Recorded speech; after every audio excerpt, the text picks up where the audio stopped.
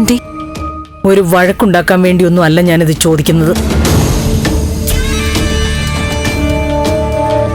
മീര ഇവിടുന്ന് ഇറങ്ങിപ്പോയതിന് പിന്നിൽ എന്താണെന്ന് നിനക്കറിയാം.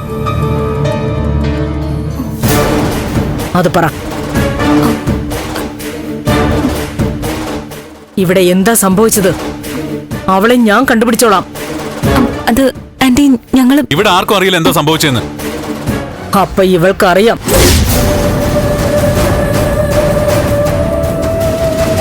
ഉറപ്പായിട്ടും നിനക്കറിയാം. പറ ദേവികേ.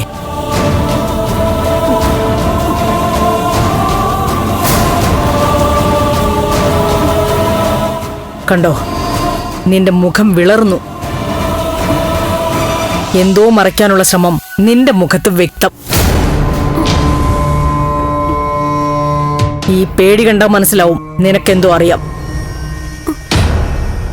അമ്മ ഇങ്ങനെ ആക്രമിക്കാൻ പോകുന്ന പോലെ ഓരോന്ന് ചോദിച്ചാ ആർക്കായാലും പേടി വരും. നന്ദ, ഞാൻ ഇവളോടാ സംസാരിക്കുന്നത്. നീ ഇടയിൽ കയറി വന്ന് ഇവളെ രക്ഷിക്കാൻ നോക്കണ്ട. രക്ഷിക്കാൻ നോക്കണ്ടെന്നോ? എന്റെ ഭാര്യ ഇവള്. എന്റെ ഭാര്യ അപകടത്തിലാക്കാൻ നോക്കുന്നവരെ ഞാൻ എതിർക്കും. ഇവളെ രക്ഷിക്കാൻ ചെയ്യും. എന്താണ് നീ പറഞ്ഞേ? രക്ഷിക്കുന്നോ? എന്താ ഇവിടെ?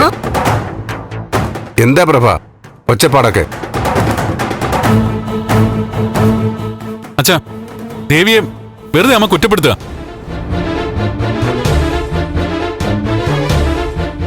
എനിക്കിത് കേട്ടോണ്ടിരിക്കാൻ വയ്യ.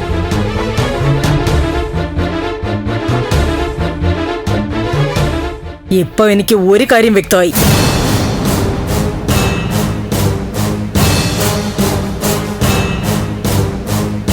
മീര ഈ വീട്ടിൽ നിന്ന് ഇറങ്ങിപ്പോവാൻ കാരണം എന്താണെന്ന് ഇവൾക്കറിയാം.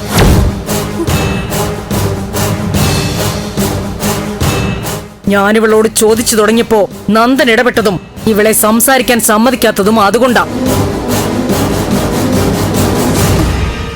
ഇവള് സത്യം പറയുമെന്ന് പേടിച്ചിട്ട്.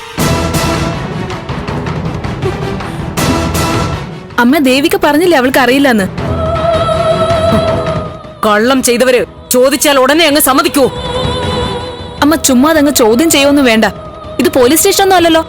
ആ, ഇവൾക്ക് പല രഹസ്യങ്ങളും അറിയാവുന്ന നിന്റെ ഈ ബഹളത്തിൽ നിന്ന് വീണ്ടും വീണ്ടും തെളിയ.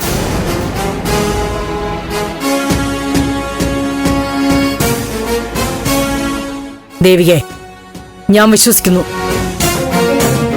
മീര ഇവിടുന്ന് പെട്ടെന്ന് പോവാൻ കാരണം എന്താണെന്ന് നിനക്കറിയാം.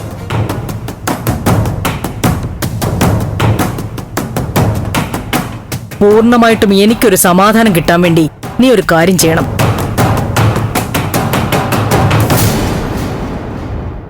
നിന്റെ താലി തൊട്ട് നീ സത്യം ചെയ്യണം. നിനക്കൊന്നും അറിയില്ല എന്ന്.